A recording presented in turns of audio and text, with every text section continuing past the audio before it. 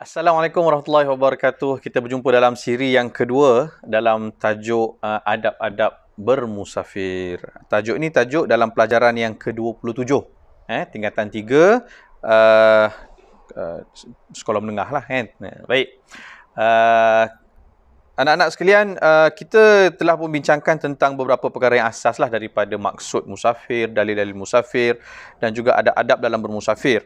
Seterusnya pada video kali ini, kita nak membincangkan tentang apakah rukhsah ataupun kemudahan-kemudahan yang Allah berikan kepada orang yang bermusafir.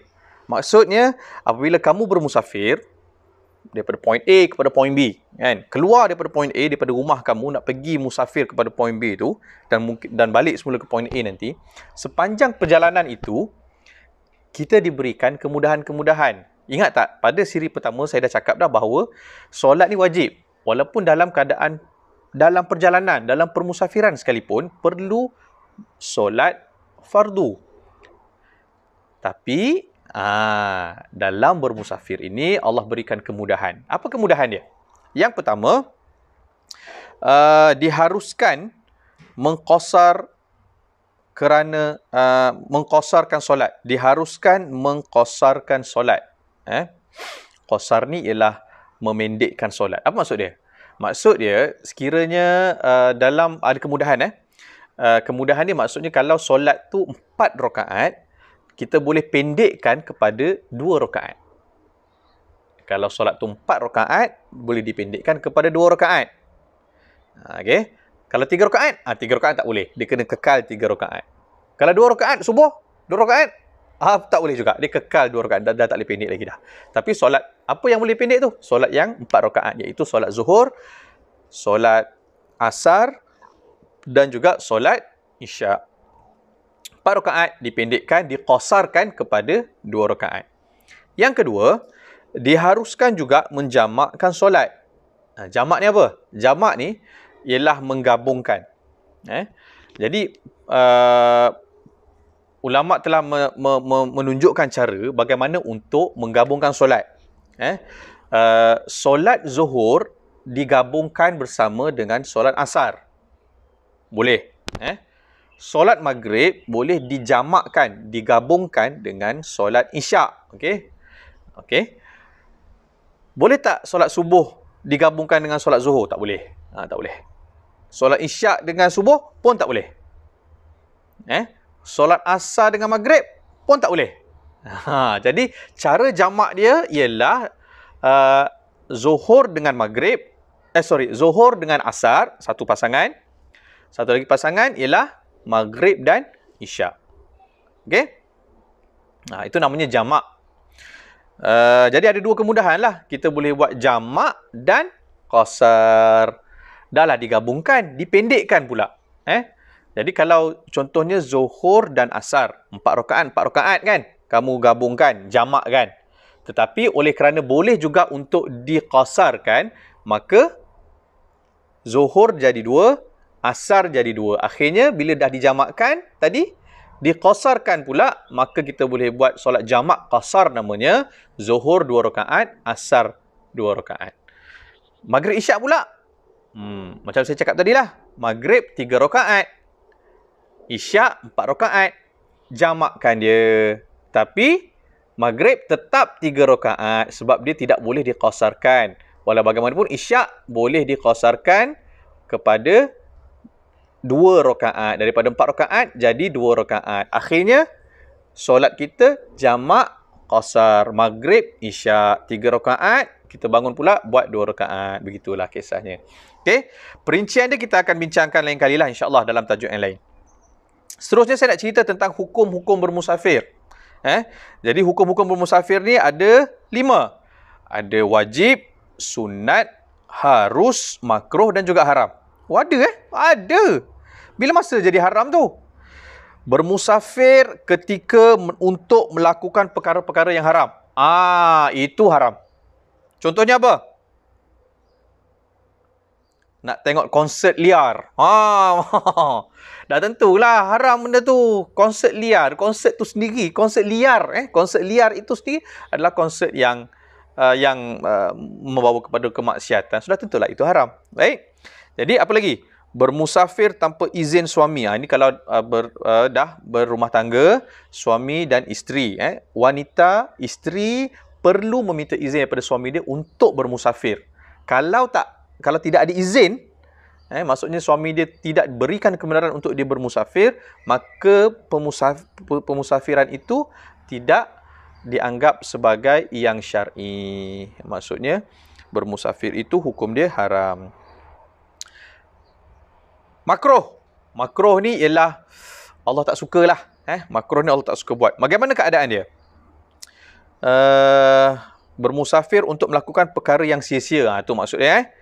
Contohnya, bermusafir tanpa tujuan dan matlamat. Nak ke mana ni? Saja nak keluar. Saja nak berjalan. Saja? Tak ada matlamat. Nak pergi mana? Entahlah, ikutlah. Kan? Itu sia-sia, makruh lah. Bila kita nak bermusafir, keluar daripada tempat kita, rumah kita, taman kita, jadi kita kena ada matlamat. Kalau tak ada matlamat, maka itulah pekerjaan yang sia-sia. Sia-sia. Masa kita ni masa emas. Allah bagi masa untuk kita beramal, buat kebaikan, membagi manfaat. Bukan sia-sia. Jadi kalau kita buat kerja sia-sia, makruh hukum dia. Okey. Harus ni bermusafir untuk melakukan perkara yang haruslah. Contohnya apa? Nak berniaga, nak menyertai pertandingan sukan. Jadi kita kena keluar. Sebab kita kena keluar untuk menyertai pertandingan sukan. Wakil sekolah kan? Jadi harus. Bolehlah musafir. Ada matlamat? Ada. Kan? Di mana keadaan apabila hukumnya sunat pula? Sunat. Bermusafir untuk melakukan perkara-perkara yang sunat. Apa dia? Contohnya, menziarahi Masjid An-Nabawi di Madinah. Sunat hukum dia menziarahi Masjid Nabawi. Menghubungkan silaturahim. Kita nampak kawan kita sedang bertengkar, tak berhubung, merajuk sana, merajuk sini. Jadi kita sebagai kawan, kita kata, jomlah, jom kita ziarah kawan kita dekat sana tu, dah lama tak ziarah. Kita hubungkan. Jadi antara A dengan B, kawan baik kita kedua-duanya, akhirnya mereka berbaik semula kerana dihubungkan semula. Jadi ziarah untuk menghubungkan silaturahim itu pahala dia sangat besar. Sunat hukum dia. Wajib. Di mana pula keadaan apabila hukumnya wajib? Bermusafir untuk menunaikan kewajipan apabila cukup syarat. Contohnya, menunaikan fardu haji. Kan? Menunaikan fardu haji ni, dia ada syarat-syarat dia. Dan kalau kita cukup syarat tu, contohnya dah dapat kos yang cukup. Sekarang ni kalau nak pergi haji, tabung haji lebih kurang dalam 10-12 ribu macam tu. Kalau nama kita naik pula dekat tabung haji, kan? Maksudnya panggilan untuk kita pergi ke Baitullah pada musim haji. Panggilan itu kita tak pernah pergi haji pula lepas tu, sebelum tu, maka wajib untuk kita pergi menunaikan fardu haji. Jadi permusafiran itu hukumnya wajib. Berdosa kita kalau kita tak jawab panggilan haji itu sebab kita tak pernah, sedangkan syarat kita telah pun mencukupi. Satu lagi, menuntut ilmu. Yes, menuntut ilmu. Hukum dia wajib. Perlu untuk kita menuntut ilmu. Walaupun jauh sekalipun, kita kena pergi musafir ke universiti, ke sekolah berkenaan, ke universiti berkenaan untuk menuntut ilmu. Hukum dia wajib.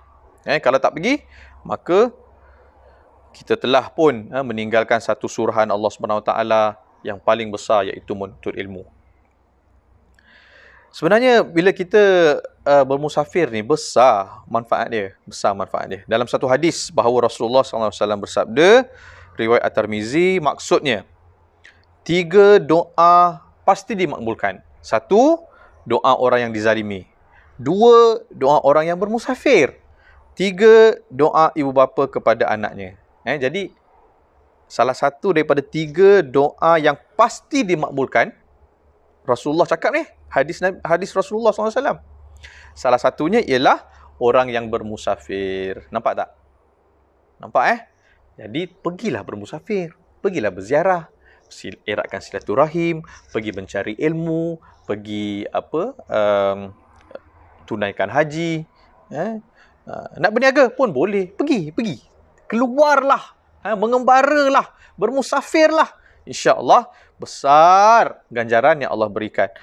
Rasulullah cakap dalam hadisnya doa yang pasti dimakbulkan. Nampak tak? So, ini peluang untuk kita bermusafir dan mendapatkan doa ganjaran yang Allah berikan. Hikmah mengamalkan adab bermusafir. Okey, yang ini kita akan bincangkan dalam siri yang ketiga. Okey, Assalamualaikum warahmatullahi wabarakatuh.